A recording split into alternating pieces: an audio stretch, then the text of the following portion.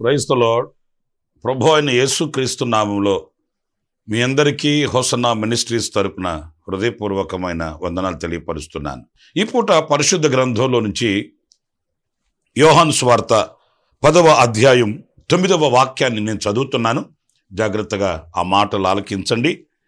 నేనే ద్వారమును, నా ద్వారా ఎవడైనను లోపల ప్రవేశించిన ఎడల వాడు రక్షింపబడిన వాడై లోపలికి పోవచ్చు, వెలుపలికి వచ్చుచు మేత మేయుచుండును. ప్రియులారా, ఇక్కడ యేసు ప్రభుని ఆయన ఒక ద్వారంగా పోల్చుకుని మాట్లాడుతున్న మాటల్ని మనం చూస్తాము.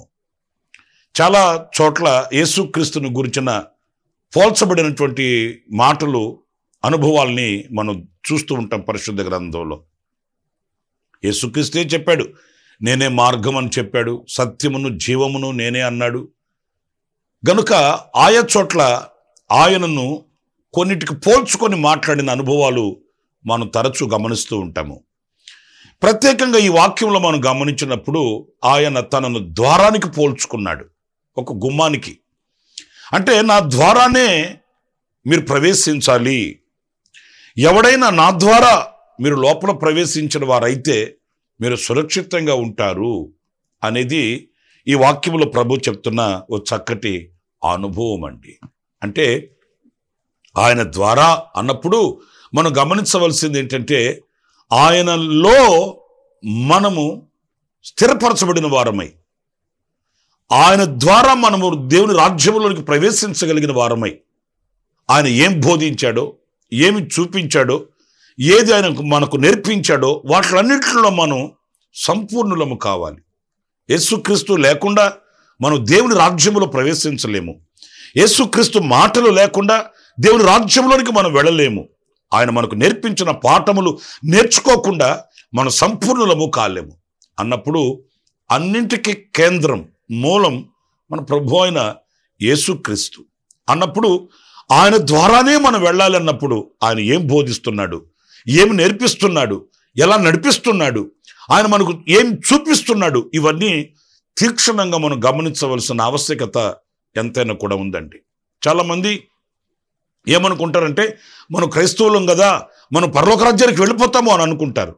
కానీ అలా కాదు. క్రైస్తవులైనా క్రైస్తవేతరులైనా, ప్రభుని ఇప్పుడే ఎరిగిన వారైనా, ప్రభుని ఎంతో కాలముగా అనుసరించుచున్న వారైనా వెంబడించవలసింది ప్రభుని. మనం గురిగా పెట్టుకోవలసింది ప్రభుని.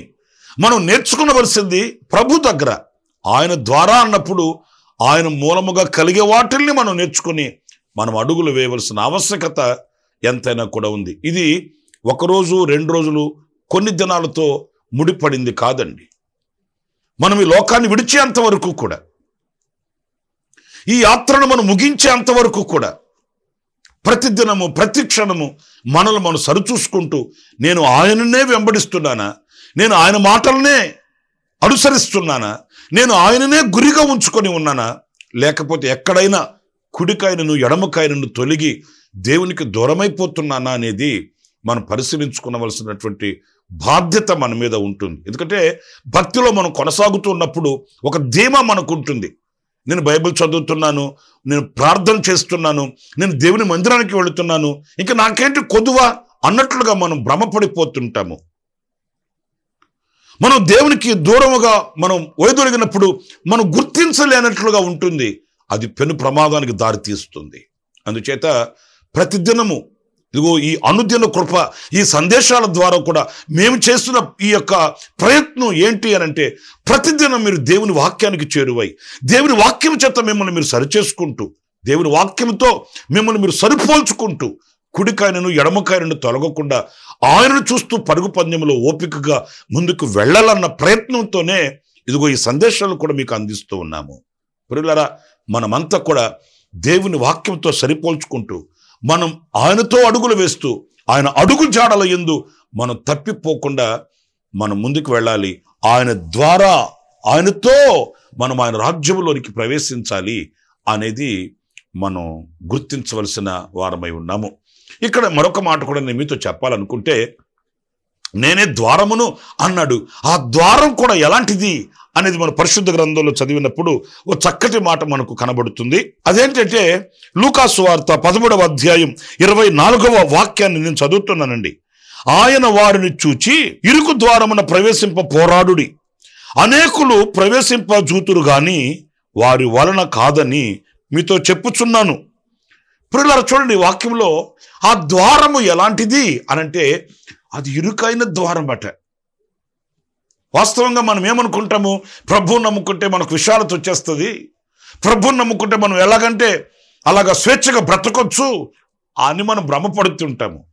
కానీ చాలా పొరపాటు అండి. ఆ ద్వారము ఎలాంటిది అంటే ఆయనతో నడిచే నడక, ఆయనతో వెళ్ళే మార్గము, ఆయనతో నిలిచే స్థావరము ఎలాంటిది అనంటే చాలా ఇరుకైనదట. నిజమే, ఈ లోకం ఎటు చూచినా కూడా అంధకారంతో నింపబడింది, ప్రమాదాలతోనూ విపత్తులతోనూ కమ్ముకొని ఉన్నది.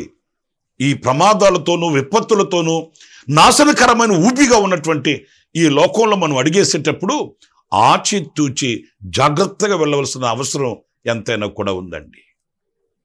నా ప్రియమైన సహోదరులారా, ఇరుకైన మార్గము అనంటే ఏంటి?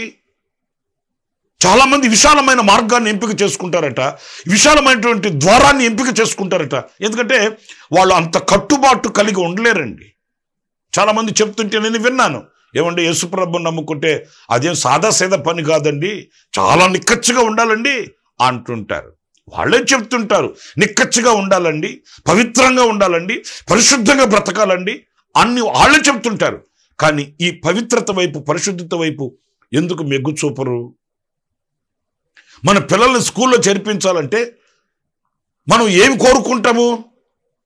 క్రమశిక్షణగా ఎక్కడ పెంచుతారు, క్రమశిక్షణగా ఎక్కడ బోధిస్తారు, మంచి టెక్నాలజీతో కూడినటువంటి స్కూల్స్ ఏమున్నాయి, ఇలాగ మనం పరిశీలించి పరీక్షించి వాటి వైపు మెగ్గు చూపుతాం కదా. మరి ఆ భక్తిని నేర్చుకునే విషయంలో మనం ఎందుకు ఆ ధోరణిని మనం ఎంపిక చేసుకోము? ఎక్కడో ఒక దగ్గరలేండి చర్చికి వెళుతున్నాము అంటుంటారండి, ఏదో ఒక రోజులేండి ఇదేదో వీలున్నప్పుడు చర్చికి వెళ్ళి ప్రార్థన చేసుకుని వస్తుంటాము అంటుంటారు. నా ప్రియమైన సహోదరులారా, విశాల ద్వారమును ప్రవేశించే వాళ్ళు అనేక మంది ఉన్నారు. కానీ ఇరుకు మార్గం అంటే ప్రతిదీ కూడా ఆచితూచి, ఇది మనం చేయవచ్చా చేయకూడదా, ఇక్కడ మనం ఉండవచ్చా ఉండకూడదా, ఇలా మనం మాట్లాడవచ్చా మాట్లాడకూడదా, ఇవన్నీ కండిషన్స్, ఇవన్నీ మనకు క్రమశిక్షణ నేర్పుతున్నప్పుడు అవి కొంచెం ఇరుకుగానే ఉంటాయండి. కొంతమంది అమాయకంగా అడుగుతుంటారండి, ఇది కూడా తప్ప అంటుంటారు. దైవజనులు యేసన్న గారు వాక్యం చెప్పి వెళుతుంటే ఎవరో ఒక ఆయన వెనుక నుంచి వచ్చి యేసన్న గారిని పలకరించి అంటాడట, యేసన్న గారండి చాలా బాగా చెప్పారండి వాక్యం, అసలు మీరు వాక్యం చెప్తుంటే యేసు ప్రభు మాట్లాడినట్టు ఉందండి అన్నాడట. అంతటితో వదులుంటే పోయిండమాట. యేసన్న గారు అన్నాడట, నేను మాట్లాడితే యేసు ప్రభు మాట్లాడినట్టుందా, మరి యేసు ప్రభు మాట్లాడుతుంటే నువ్వెప్పుడున్నావు అన్నాడట. కంగు తిన్నాడు ఆయన. సరే, అంతటితో ముగించలేదండి. మరలా అన్నాడట అతగాడు యేసన్న గారితో, ఏమంటే యేసన్న గారండి క్రిస్మస్ పండగ కూడా తాగకూడదా అని అడిగాడటండి. అంటే క్రిస్మస్ పండగ కూడా తాగకూడదా అని అడుగుతున్నాడంటే ఎంత అమాయకపు క్రైస్తవుడో చూడండి. యేసన్న గారు పక్కు నవ్వి వెనక్కి తిరిగి, ఎవరాయ బాబునా అంటే అక్కడ వాళ్ళు అన్నారట, మా సంఘ పెద్దలేండి అన్నారట. అంటే సంఘ పెద్దగారే, కానీ ఆయనకి క్రిస్మస్ పండగ కూడా తాగకూడదా అనే డౌట్ వచ్చేసింది. చూసారండి, అది వాళ్ళకి పెద్ద పాపం అనిపించదు, అది పెద్ద అక్రమం అనిపించదు, అది వాళ్ళకి పెద్ద పాటింపు అనిపించదు. కానీ ప్రభుని నమ్మిన వ్యక్తికి, ఆయనను అనుసరించే వ్యక్తికి, ఆయన ద్వారా రాజ్యంలోనికి ప్రవేశింపగలిగిన వారికి అది ఇరుకుగా ఉంటుంది. ఇరుకైనది అయినప్పటికీ కూడా నా ప్రియమైన సహోదరులారా, ఆ ఇరుకు ద్వారా మనం ప్రవేశింప గోరిన వాడు ధన్యుడు. చాలామంది అనుకుంటున్నారు కానీ ఉండలేకపోతున్నారు, వెళ్ళలేకపోతున్నారట. ఈ రోజున మనం కూడా మన విశ్వాస జీవితంలో కొన్ని మనకు ఇరుకుగా అనిపించవచ్చు, కొన్ని కష్టంగా అనిపించవచ్చు, కొన్ని భారంగా అనిపించవచ్చు. కానీ ఆ ద్వారం మనల్ని ఒక ఆశీర్వాదకరమైన అనుభూతికి తీసుకుని వెళుతుంది, శాశ్వతమైన రాజ్యానికి తీసుకుని వెళుతుంది. మనం చదువుకున్న ఈ వాక్య భాగంలో లోపలికి పోవచ్చు, బయటకు వచ్చుచు మేత మేయుచుండును. ఒక సమృద్ధికరమైన అనుభవం, శ్రేష్టమైన జీవితం మనకు ఉంటుంది ఆయన ద్వారా. ఆయన ద్వారా అది ఇరుకుగా ఉండవచ్చు, అది మనకు ఇప్పటికీ కాస్త బాధగా ఉండవచ్చు. ఎందుకంటే మన తోటి వాళ్ళు తిని తాగి సుఖించి అనుభవించి లోకపు నీడలో నిద్రపోతుంటారు. మనమేమో అన్ని ఆచి తూచి అడుగులు వేస్తూ ఇది తప్పు, ఇది రైటు, ఇది తప్పు, ఇది రైటు అని ముడిగట్టుకొని బైబిల్ పట్టుకొని తిరగడం కాస్త ఇరుకైనదిగానే ఉంటుంది. కానీ అందులోనే దాచబడి ఉన్న ఆశీర్వాదం శ్రేష్టమైనదండి. మన పితరుడైన అబ్రహామును చూడండి. పాలు తేనెలు ప్రవహించు దేశంలో ఆయనను తీసుకుని వెళ్ళి ఉంచినప్పుడు ఆయన ఆ పాలు తేనెలు ప్రవహించు దేశంలో పరవాసిగా బ్రతికాడట. పురిలారు ఇవి చెప్పుకోవడానికి చాలా సులువుగా ఉండొచ్చేమో, కానీ అనుభవించడం చాలా శ్రేష్టమైనదండి. పాలు తేనెలు ప్రవహించు దేశంలో సర్వ సమృద్ధి, కొదువ అనేది లేదు, తక్కువ అనేది లేదు. అంతటి ఉన్నతమైన స్థానాన దేవుడు ఆయన ఉంచినప్పుడు ఆయన పరవాసిగా ఇది నాకు అవసరం లేదు అన్నట్లుగా ఆయన ప్రతిష్ఠింపబడినటువంటి బ్రతికినట్లు వాక్యం మనకు చెప్తుంది. దేవుడు దేనికి శిల్పియో నిర్మాణకుడై ఉన్నాడు. ఆ పునాదులు కలిగిన పట్టణముల కొరకై ఆయన వేచి చూచాడట. నిజమే, అలాంటి ఒక ఇరుకైనటువంటి అనుభవాలలో నడిచిన విశ్వాస వీరులు వాళ్ళు కోరిన రేవుకు చేరుకోగలిగారు. మన విశ్వాసపు యాత్రలో కూడా మనం అలాంటి బ్రతుకులను, అలాంటి అనుభవాలను అపేక్షించవలసిన వారమై ఉన్నామనేది మనం మర్చిపోకూడదండి. ఇంకొక చిన్న మాటలు కూడా నేను మీకు తెలియపరుస్తాను. మత్తయి సువార్త 7వ అధ్యాయం 14వ వాక్యాన్ని చదివినప్పుడు అక్కడ వ్రాయబడిన మాట, జీవమునకు పోవు ద్వారము ఇరుకును, ఆ దారి సంకుచితమునై ఉన్నది. చూడండి, ఇక్కడ జీవమునకు పోవు ద్వారం. మీరు గమనిస్తున్నారా? ఈ జీవమునకు పోవు ద్వారము ఇరుకుగానే ఉంటుందంట. ఎందుకంటే ఈ ఇరుకైన మార్గంలో వెళ్ళినప్పుడే మనకు నిత్య జీవము కలుగుతుంది. పాతాళ ద్వారం కూడా ఉంది, మరణ ద్వారం కూడా ఉంది, నాశనకరమైన ద్వారం కూడా ఉంది. అవి విశాలంగానే ఉంటాయి. అవి మనకేమి బాధ కలిగించవు, నొప్పి కలిగించవు, ఎంతో సుందరంగా ఉంటాయి. ఆడుతూ పాడుతూ గంతులు వేస్తూ లోకస్తులతో కూడా కలిసి మనం సాగిపోవచ్చు. కానీ జీవమునకు పోవు ద్వారం, మనం యుగాయుగములు దేవునితో కూడా వసించాలి, ఆయనతో యుగాయుగములు ఉండాలి. ఈ లోకంలో మనం ఎంతకాలం ఉంటామండి? ఒకనాడైతే కొంతకాలం అన్నట్లుగా చెప్పగలిగారు మన పితరులు. మోషే చూడండి, నరుని ఆయువు 70 సంవత్సరాలు, అధికమైతే 80 సంవత్సరాలు అని మోషే చెప్పగలిగాడు. ఒకనాడు ఇంత అని చెప్పగలిగినారు. కానీ ఈనాడు ఇంత కొంత అని ఎవరు కూడా చెప్పలేని పరిస్థితి. ఏ క్షణం నరునికి ఏం కలుగుతుందో, ఏ క్షణం మానవుని మీద ఏమి విరుచుకు పడుతున్నాయో మనకు తెలియట్లేదు. ఎవరి అంతం, ఎవరి ముగింపు ఎలా ఉంటుందో ఎవరు గుర్తించలేని పరిస్థితి. అయినప్పటికీ నా ప్రియ సహోదరులారా, ఆశ్చర్యకరమైనటువంటి అనుభవం ఏంటంటే, మన దేవుడు తన కృపలో మనల్ని భద్రపరిచి, మన జీవాన్ని ఆయన కృపలో దాచి ఉంచి ఆయన మనల్ని నడిపిస్తున్నాడు, పోషిస్తున్నాడు. ఆయన మనల్ని దాచి ఉంచి భద్రపరుస్తున్నాడు. ఈ లోకంలో మనం ఈ యాత్రను ముగించిన తర్వాత మనం ప్రభు సన్నిధికి వెళ్తాము. అక్కడ మనం యుగాయుగములు జీవించాలి. కొంతకాలం కాదు, యుగాలు జీవించవలసి ఉంది.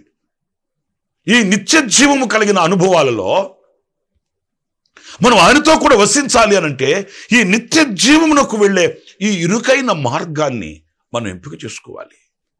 మీకు యేసుక్రీస్తు చెప్పిన ఒక ఉపమాన జ్ఞాపకం చేయనా? ధనవంతుడు ఉన్నాడు, తిని తాగి సుఖించి ఉదారంగు వస్త్రాలు వేసుకుని ఊరేగాడట. ఆయనకి ఏం కొదువ లేదు, ఏం తక్కువ లేదు, అన్ని సమృద్ధిగా ఉన్నాయి. ఏ కొదువ లేకుండా బ్రతికాడు, సమృద్ధి అయిన ఆహారాన్ని తిన్నాడు. అతనికి విశాలంగానే ఉంది అది. కానీ ఇరుకైన మార్గం ఏంటంటే ఒళ్ళు గొల్లైపోయి శరీరంలో పుండ్లు వచ్చేసి కుక్కలు నాగుతున్నటువంటి ఆ క్షీణస్థ, లేకపోతే ఆ దౌర్బల్యమైనటువంటి ఆ పరిస్థితుల్లో కూడా విశ్వాసాన్ని చేతపట్టుకొని భక్తిలో ఏమాత్రం సన్నగిల్లిపోకుండా తన విశ్వాసపు జీవితాన్ని కాపాడుకుంటూ వచ్చిన లాజరు ఆ ఇరుకైన మార్గంలో నడిచాడు, ఇరుకైన గుమ్మములో ప్రవేశించాడు. ఆ తర్వాత అతను విశ్రాంతిలో ప్రశాంతంగా అబ్రహాము రొమ్మున ఆనుకొని ఆయన ఆనందంగా విశ్రాంతిలో ఉన్నాడు. మరి ఇక్కడ విశాలమైన మార్గంలో నడిచి విశాలతను కోరుకొని విశాలమైన ద్వారమును ప్రవేశించిన ఆ పాతాళ ద్వారమునకు వెళ్ళిన అతని పరిస్థితి చూడండి. యాతన పరచపెట్టబడే స్థలంలో ఉన్నాడట. కన్నీళ్లు, వేదన, ఆక్రందన కలిగే చోట అతడు కుమిలిపోతున్నాడు. నాకు ఇంకా 5 మంది అన్నదమ్ములు ఉన్నారయ్యా, నన్ను పంపిస్తే వాళ్ళు కూడా చెప్తాను అని విజ్ఞాపన చేస్తే తండ్రి అన్నాడు, ఆ అవకాశం లేదు. చెప్పేవాళ్ళు చాలామంది ఉన్నారు కింద, వాళ్ళు చెప్పిన మాట వింటే బాగుపడతారు. అవును కదండి. సమయం పోయిన తర్వాత ఎంత మనం కన్నీళ్లు కారిస్తే ప్రయోజనం ఏముంది? నా ప్రియమైన సహోదరులారా, ఈ జీవమునకు పోవు ద్వారం ఇదిగో మన ఎదుట ఈ రోజున ఉంది. మరణ ద్వారం ఉంది, పాతాళ ద్వారం ఉంది, జీవమునకు వెళ్ళే ద్వారం ఉంది. మరి ఏ ద్వారాన్ని ప్రవేశించాలని కోరుదాము? కాస్త ఈ లోకంలో మనం మనసుని కట్టుకొని, నడుము కట్టుకొని, దృష్టిని సాలించి కాస్త వివేకంతో అడుగులు వేయగలిగితే మనం నిత్య విశ్రాంతిలో ఆయనతో కూడా ఉండగలుగుతాము. జీవమునకు పోవు ద్వారమున ప్రవేశించగలుగుతాము. ఆనాడు ఆయన చూచిన వేళ, ఆయనతో జీవించే వేళ చెప్పసఖ్యము కాని ఆనందంతో మన జీవితం సార్థకమవుతుందని చెప్పడంలో సందేహం ఏమీ కూడా లేదు. కనుక ఆయన ద్వారా మనం ప్రవేశిద్దాము. ఆయన ఇరుకైన ద్వారములో ప్రవేశిద్దాము. జీవమునకు పో ద్వారములో ప్రవేశిద్దాము. దాని కొరకై మన బ్రతుకులు సరిచేసుకుంటూ జాగరూకులుగా బ్రతుకుదాము. నా దేవుని కృప మీకు తోడై ఉండాలని ప్రార్థిస్తున్నాను. తలలు వంచండి, ప్రార్థన. జీవాధిపతి అయిన ప్రభువా, మీకు వందనాలు చెల్లిస్తున్నాను. నైనా మీరు మాకు ద్వారముగా ప్రత్యక్షమయ్యారు. మీ ద్వారా మేము ప్రవేశించాలి. నా తండ్రి, అది ఇరుకైన అయినప్పటికీ కూడా మమ్మల్ని మేము సరిచేసుకుంటూ, మమ్మల్ని మేము పవిత్రపరుచుకుంటూ మీ అడుగు జాడల్లో నడవడానికి సహాయం చేయమని వేడుకొనుచున్నాను. అది ఇరుకైన ద్వారమని మీరు చెప్పారు నాయన. నిజమే, మాకు ఇప్పటికీ ఒకవేళ ఇరుకైనదిగా అనిపించినప్పటికీ అది మా క్షేమము కొరకు, మా పవిత్రత కొరకు, మా దీవెన కొరకని మేము గ్రహించి, నా తండ్రి అబ్రహాము వలె మమ్మల్ని మేము ప్రతిష్ఠించుకోవడానికి మీరు కృపలను అనుగ్రహించమని వేడుకొనుచున్నాను. జీవమునకు పోవు ద్వారము, అవునయ్యా, మరణ ద్వారాలు అలాగే పాతాళ ద్వారం మా కొరకు వేచి ఉన్నది మేము గుర్తించి, నా తండ్రి మీతో కూడా నిత్యము యుగాయుగమును జీవించగలిగినటువంటి ఆ యొక్క జీవమునకు పోవు ద్వారాన్ని మేము గుర్తించి ఆ రీతిగా అడుగులు వేయడానికి సహాయం చేయమని వేడుకొనుచున్నాను. నా తండ్రి, మాకు కావలసిన వివేకమును మీరు అనుగ్రహించండి. జ్ఞాన సంపద మీరు మాకు ప్రసాదించండి. మా చేతిని పట్టుకుని మీరు నడిపించండి. ఇదిగో ఈ ప్రార్థనలో ఏకీభవించిన ప్రతి బిడ్డను మీ చేతులకు సమర్పిస్తున్నాను. ఆశ్చర్యకరమైన మీ వెలుగులో మీ బిడ్డలు నడిపించి, నాయన మీరు మేము ఏకమగు వరకు నా తండ్రి మా చెయ్యి విడువక నడిపించమని మమ్మల్ని ఒక్కొక్కరు మీ చేతులకు సమర్పించుకుంటూ యేసు ప్రశస్త నామములో ప్రార్థన చేసి వేడుకొనుచున్నాను తండ్రి. ఆమేన్, ఆమేన్. ప్రభు మిమ్మల్ని ఆశీర్వదించి దీవించునుగాక. ఈ దినమంతా విశేషమైన కృప నా దేవుడు సమృద్ధిగా మీకు అనుగ్రహించునుగాక. ఆమేన్. ప్రతి దినము ఈ అనుదిన కృపాను సందేశాల కొరకు, ఇంకా మరిన్ని ఆత్మ సంబంధమైన సందేశాల కొరకు ఈ మా యూట్యూబ్ ఛానల్ ని సబ్స్క్రైబ్ చేసుకోండి. Pastor Ramesh, ministries.